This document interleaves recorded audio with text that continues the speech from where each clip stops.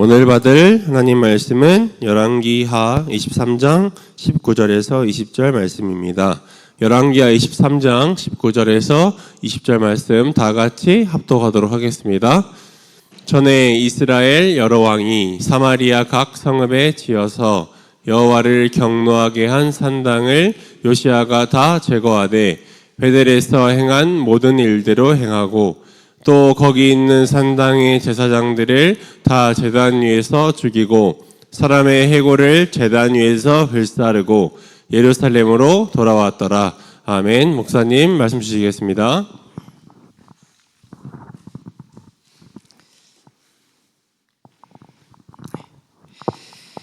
자, 말씀 받읍시다.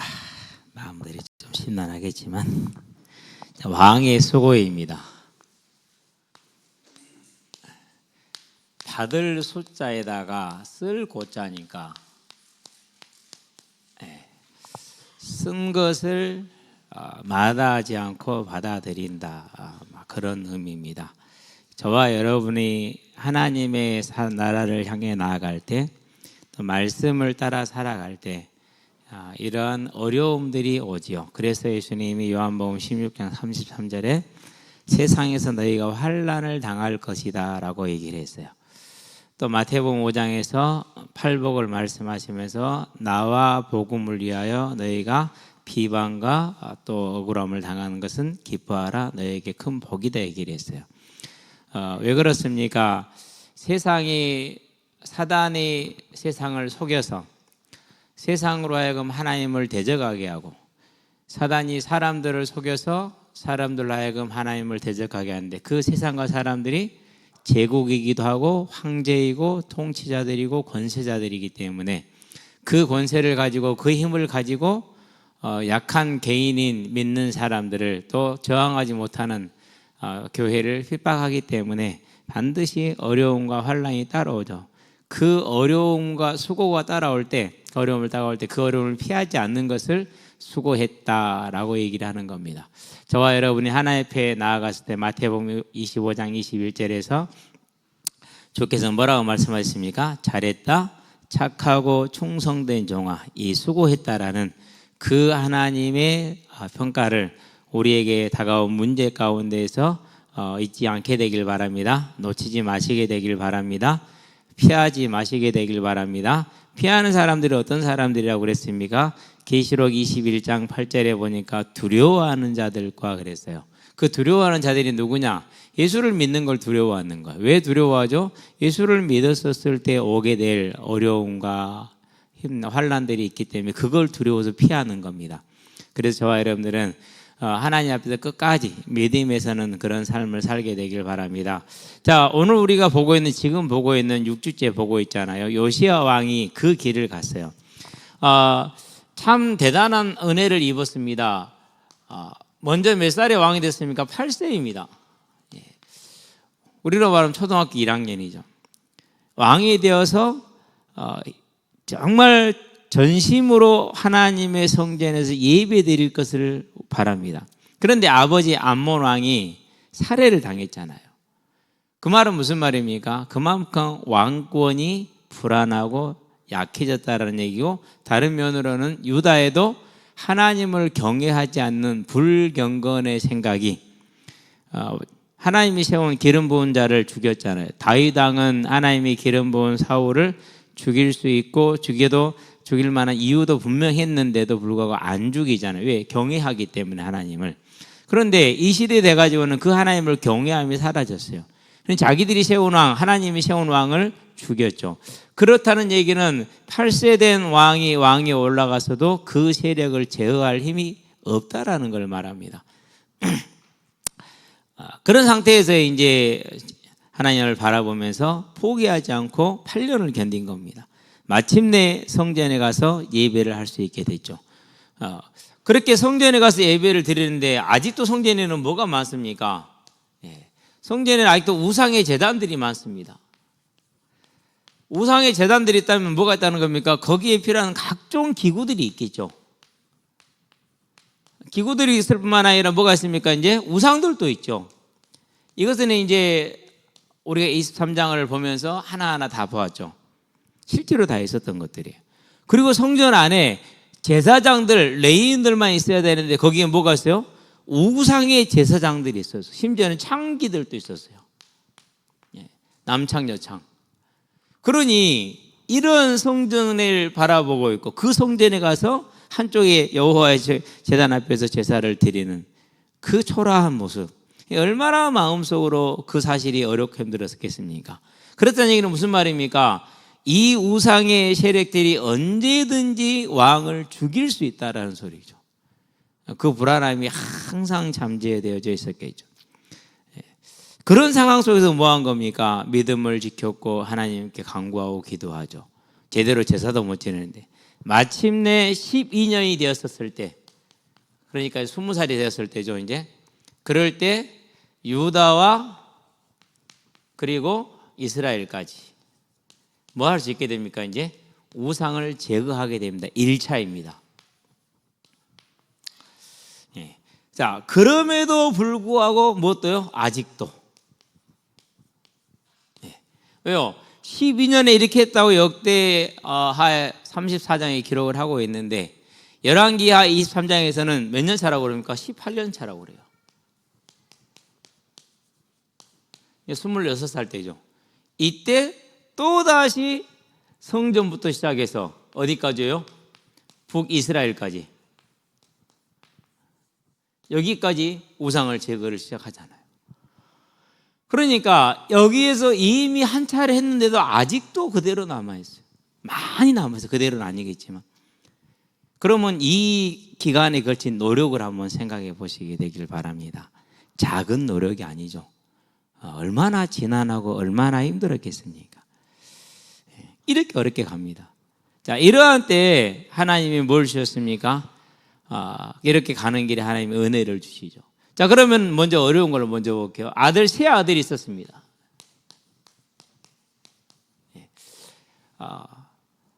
요시야를 뒤를 이은 것은 첫째 아들이 아니고 그 밑에 아마 둘째인지 셋째인지는 모르는데 동생이 먼저 왕이 됩니다. 석 달을 치리합니다. 애굽에 파라오가 올라와서 이 동생을 애굽으로 끌고 갑니다. 그리고 그 위에 형, 2살 많은 형이죠. 25살 먹은 형을 왕에 앉힙니다. 11년을 통치합니다. 그 형은. 그런 다음에 이가 죽습니다. 그러고 아들이 왕위를 계승합니다. 근데 그 아들이 또 3개월 만에 폐위를 당합니다. 그리고 아버지에게는, 이 아들에게는 이렇게 두 번째 왕의 아들 숙부, 그러니까 이제 이 형제간들이죠. 그게 또 왕이 됩니다. 마따디아인가요? 아마 마따디아. 좀 더 길은 한자 있을 건데 하여튼 이렇게 됩니다. 세 아들이 이렇게 왕이 됐어요. 그런데 세 아들이 전부 다 어떻게 됩니까? 마따니아네, 디아가 아니라. 첫째가 여호아하스, 동생입니다. 그 동생의 형 25살 먹은 때 왕이 된 게 그다음에 엘리야긴으로 바뀝니다, 이름이. 그런 다음에 마따니아가 이제 왕이 됐어요. 그래서 여기는 석 달, 그 중간에 있었던 여기는 이제 11년, 중간에서 아들은 석 달, 여기는 또 3달이라고 적어놔야겠죠. 여기 11년. 근데 요 4명이 다, 아들들 셋이 다, 손주까지 합치면 4명이죠. 전부 다 우상을 숭배합니다. 그렇다는 얘기는 무슨 말입니까? 요시야 왕이 평생을 이렇게 개혁을 해 나가는데 30몇 년입니까? 통치 기간이. 그 기간 하는데 아들들도 자녀들도 가족도 그 하나님을 향한 믿음에 온전히 서지 않았다라는 얘기가 돼요. 그런 다음에 백성들입니다. 자, 북이스라엘은 말할 것도 없습니다. 이미 거기는 100년 전에 망해서 이방인들과 섞여 있습니다. 열왕기하 17장 24절에 보니까 아수르가 혼혈 정책을 사용했습니다. 단일 민족이라서 단결이 잘 돼서 저항이 강하니까 그걸 이제 약화시키기 위해서 섞어버리는 겁니다. 쉽게 말해서 불순물을 섞어서 순도를 떨어뜨려 버리는 거죠. 가치가 떨어지죠. 저항력이 현저하게 떨어집니다. 그런 정책을 썼죠. 그러고 100년이 지났어요.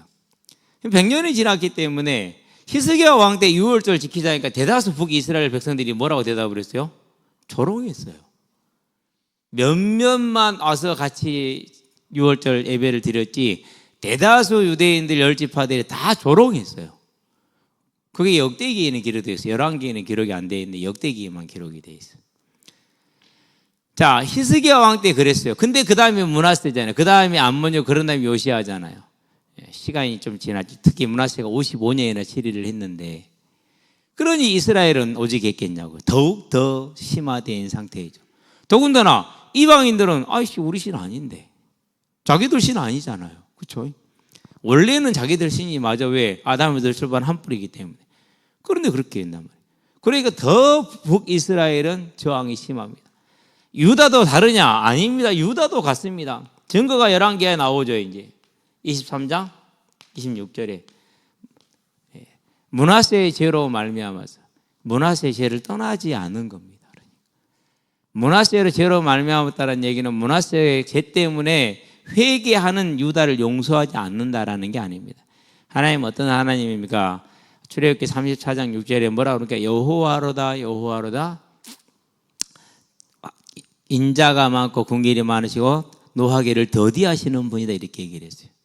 죄를 사하시는 분이라고 그랬어요. 회개하면 용서합니다. 그러는데 왕은 회개하고 돌아섰는데 백성들이 전심으로 돌아서질 않아요. 그대로 그게 좋아요. 아씨 그게 좋았는데 이렇게 생각하는 거예요. 회개를 안 했어요. 그래서 뭐합니까? 하나님이 유다를 멸망시키고 결정을 한 것이죠. 그럼 봐봐요. 그 형제간들도 아들들도 그리고 백성들도 아무도 왕의 전심으로 따르지를 않은 겁니다. 그러면 그 수고가 얼마나 컸는지는 우리가 알 수가 있죠. 자, 그럼에도 불구하고 뭐 했습니까? 같습니다. 뭡니까? 말씀이었습니다. 모두가 세상이 돌아서고 자녀들도 따르지 않고 남북 모든 12지파 백성들이 아무도 따르지 않습니다. 이방인은 당연히 따르지 않습니다. 그럼에도 불구하고 요시야 왕이 갔던 그 길은 뭐였으면 그게 오직 성전에서 발견되었던 그 율법책의 기준이었습니다. 그러면은 이 말씀을 따라가는 이유가 뭡니까? 누구의 영광을 위해서요? 하나님의 영광을 위한 겁니다. 하나님의 영광. 하나님의 영광이 뭡니까? 그 이름이 합당하게 여김을 받아야 됩니다. 그게 뭡니까? 그게 거룩입니다. 하나님의 이름이 합당하게 여김받는 거룩. 저와 여러분의 삶은 우리는 연약하고 부족하다 할지라도 하나님의 이름이 거룩히 여김받게 하는데 우리의 전심 전력하시게 되길 바랍니다. 두 번째입니다. 뭡니까? 하나님의 나라가 임하게 하는 겁니다. 그러는데 저렇게 우상들이 있으면 되겠습니까? 아니죠. 그래서 그 나라가 임하게 하기 위해서 그 처절한 일을 합니다. 베델에서 했던 것 같이 똑같이 했다고 그랬어요. 그런 얘기는 그 말은 무슨 말입니까? 모든 제사장들의 뼈를 싹 가져다가 그 제단에서 불살라 버렸습니다. 두 가지 의미가 있죠. 하나는 지금 현세의 심판을 말하는 거예요. 하나는 영원한 심판을 예표로 보여주는 겁니다. 지옥이라는. 그렇게 해서 하나님의 나라를 구현합니다. 세 번째입니다. 뭡니까? 하나님의 뜻을 이루는 겁니다. 하나님의 뜻은 무엇입니까? 이스라엘에 들으라. 너희 하나님 여호와는 오직 하나의 신 여호와이시니 너희는 마음을 다하고 뜻을 다하고 힘을 다하여 성품을 다하여 내 하나님 여호와를 사랑하라. 그래서 그 사랑을 위해서 그 하나님의 나라를 뜻을 위해서 모든 우상을 돌리고 제거하고 백성들의 마음을 한 곳으로 모으고자 그렇게 애를 쓴 겁니다. 물론 본인의 삶에 그 애를 쓴 것이 어떤 열매가 나왔느냐, 그것은 요시야 왕의 능력에 있지 않습니다. 누구의 계획에 있습니까? 하나님의 계획이 있습니다. 하나님 어떤 계획입니까? 이제 언약으로서의 구약의 교회를 끝내고 새 하나님의 교회를 출발시키기 위한 시간표를 들어갑니다. 메시아를 보내기 위한 시간표죠. 그러니까 그 시간표를 들어가는 지점이기도 합니다만 어쨌든지 간에 본인의 이러한 노력이 육신적인 열매를 많이 거두어들이지는 못했어요. 이 하나님의 나라를 위한 요시야 왕의 그 철저한 노력이 오직 말씀을 따라갔습니다. 그래서 뭘 이루게 됐습니까? 그래서 이루게 된 게 하나가 되어 있습니다. 그게 뭡니까? 그게 복음이 증거된 겁니다.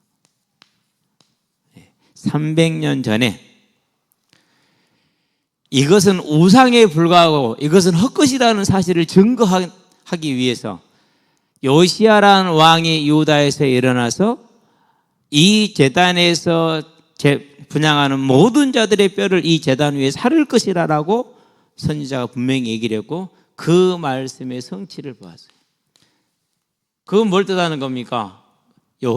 여호와만이 하나님이라는 복음을 말하는 겁니다. 자, 이 수고가 이와 같이 하나님의 나라를 이루게 됐다라는 겁니다. 그러면 오늘입니다. 분명히 지금 이 시간에도 사단은 세상을 통해서 또 그 대리자들인 짐승들을 통해서 믿는 자들을 핍박하고 유혹하고 넘어뜨리려고 할 것입니다. 그러면 가장 오늘 저와 여러분의 시대에 핍박은 뭡니까? 그게 이제 이겁니다. 마태복음 6장 31절에서 32절. 무엇을 먹고 무엇을 마시고 무엇을 입을 것인가. 이번에 트럼프가 당선된 것에 대해서 민주당 대표인 이재명 씨가 좀 촌평을 냈어요. 왜 저렇게 엉망인 사람이 대통령이 됐냐. 결국은 트럼프가 먹고 사는 문제를 해결하겠다고 한 것이다. 실제로 맞아요. 민주당을 전통적으로 지지했던 흑인들이나 저소득층들이 이번에 돌아섰어요. 왜 돌아섰느냐? 당신들 일자를 왜 잃었느냐? 이 질문을 하게 한 거예요. 결국은 관대한 이민 정책. 너희들 일자를 누가 차지했냐? 바로 저보다 불법 이민자를 차지하고 있지 않냐? 나는 그거 없애겠다. 이걸로 끝이었어요. 진짜요.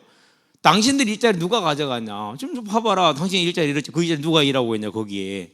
나는 이거 막겠다. 이거 해결하겠다고 얘기한 거예요. 그래 그들이 전에는 다 민주당을 찍었단 말이에요. 근데 그들이 돌아서 본 거예요. 그래 펜실베이니아 민주당 강세거든요. 제일 많고 19명 쳐버리잖아요. 경합지 7곳 다 줬어요. 예. 그 말이 통했다는 소리예요. 그게 먹사진이즘이라는 거예요. 먹고 사는 문제라는 거예요. 그러니까 수준이 뭐 한 거예요? 세상은 이래요.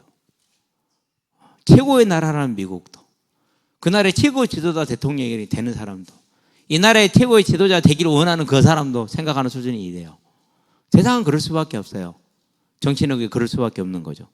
그러면 저와 여러분들은 뭐입니까? 이제 저와 여러분들에게도 반드시 이 수고가 있습니다. 그러니까 염려하지 말라고 그러죠.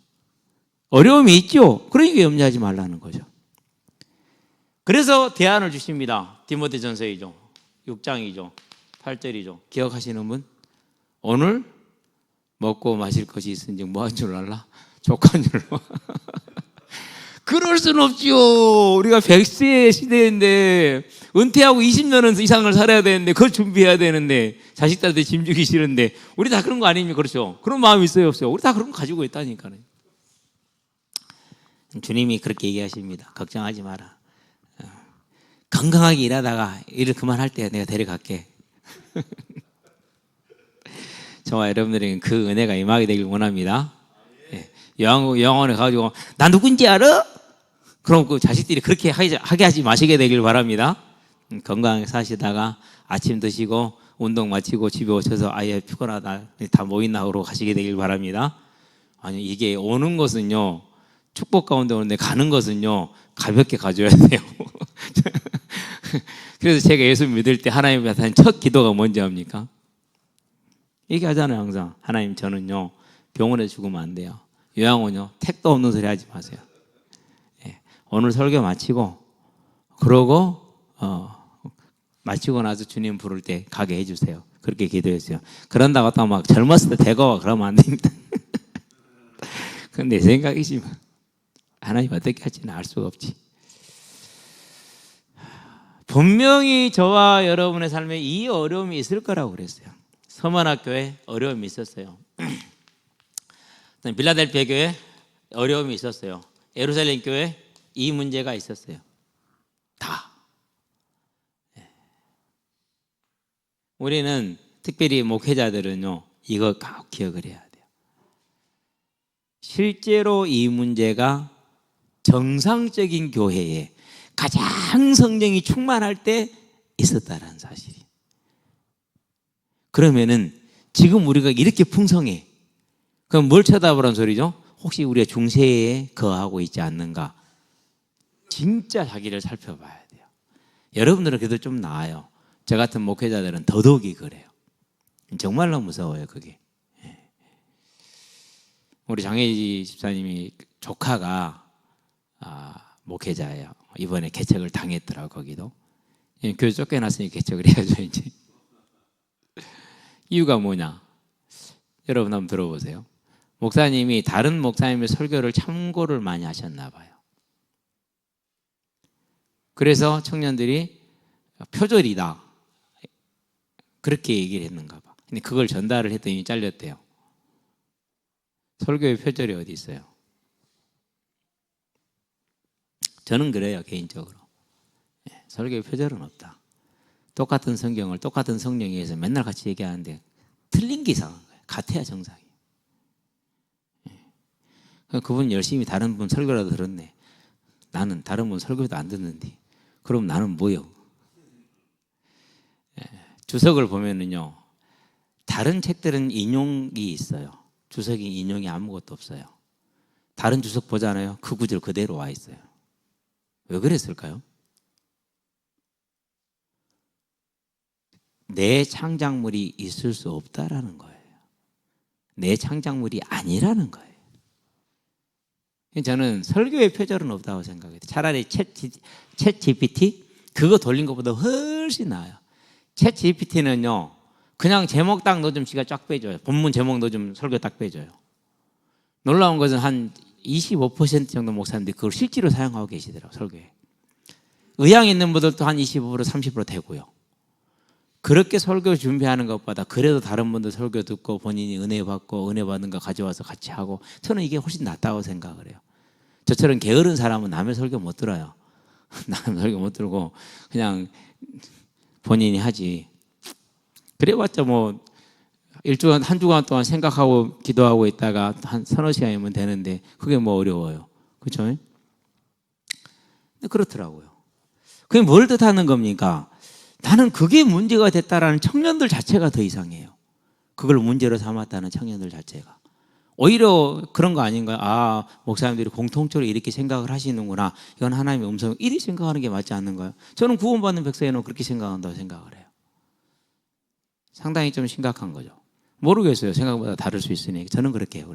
근데 어쨌든지 간에 가장 성령이 충만한 시대에 사도들이 살아있던 그 시대에 이 교회들에는 교회 전반적으로 이 문제가 실은 있었어요. 먹고 사는 문제가. 그렇다면 저 여러분들은 뭘 보는 겁니까? 이제 우리가 하나님의 나라를 위해서 분명히 이 문제가 있을 것이다. 쓸 곳자 문제가 있을 겁니다. 그렇다 할지라도 말씀이 우리의 기준이 되어서 하나님의 영광을 위한 저와 여러분의 삶을 가시게 되길 바랍니다. 그럴 때 하나님은 우리를 통해서 하나님의 복음이 땅끝까지 증거가 되게 하는 하나님의 뜻을 이룰 겁니다. 저와 여러분 그 일에 쓰임받는 하나님 아름다운 일꾼들 되기를 주의 이름으로 축원드립니다. 기도합시다. 살아계신 아버지 하나님, 주께서 성령으로 우리를 부르시고 이제 하나님의 나라의 병거와 마병으로 세우셨으니, 하나님 요시아 왕이 병거로 시험을 받고 마병으로 시험을 받고 그 어려운 길을 끝까지 부름받은 군사로서 충성되게 가는 것을 봅니다. 이 또한 이 시대에 주께서 우리에게는 환란이 있을 거라 했는데, 우리가 주를 위해 따라가는 그 길에 환란이 온다 할지라도 오직 말씀이 기준이 되게 하셔서 그 말씀에 서게 해주시고 그 모든 환란을 다 감당하여서 요시아 왕이 이루었던 그 복음의 전파가 이루어진 것처럼 우리를 통해서 여호와가 하나님 되신가, 예수님이 주가 되심을 선포되게 하사 아버지 하나님 생명이 살아나고 주의 나라가 온전히 채워짐으로 다시 오는 주의 재림 만약에 이루어지게 하시기를 그리스도신 예수의 이름으로 기도드립니다. 아멘. 이제는 우리 주 예수 그리스도의 십자가 대속의 은혜와 독생자 예수를 죄인을 위해 아끼지 않냐고 내어주신 우리 하나님 아버지의 무한하신 사랑과 지금도 죄인을 생명과 의와 영화의 길로 인도하시는 성령의 내주교통 역사하심이 어떠한 어려움이 있다 할지라도 하나님의 영광을 위하여 오직 주의 말씀을 따라가므로 요시아 왕과 같이 하나님의 뜻을 온전히 이루게 될 우리 모든 성도들과 가정과 가문과 산업 현장 위에 전 세계에 흩어져 생명의 복음을 전하고 계시는 모든 선교사님들의 아름다운 발걸음 위에 이 자리에 함께하는 귀한 우리 후대들의 예배자로서의 복음의 진로 위에 교사로 찬양대로 찬양팀으로 방송실로 주보로 청소로 차량으로 주방으로 섬기는 모든 헌신자들의 아름다운 헌신 위에 여러 정평과 사정으로 이 자리에 함께하지 못한 성도들의 심령 위에 지금부터 영원토록 함께 계실지어다. 아멘.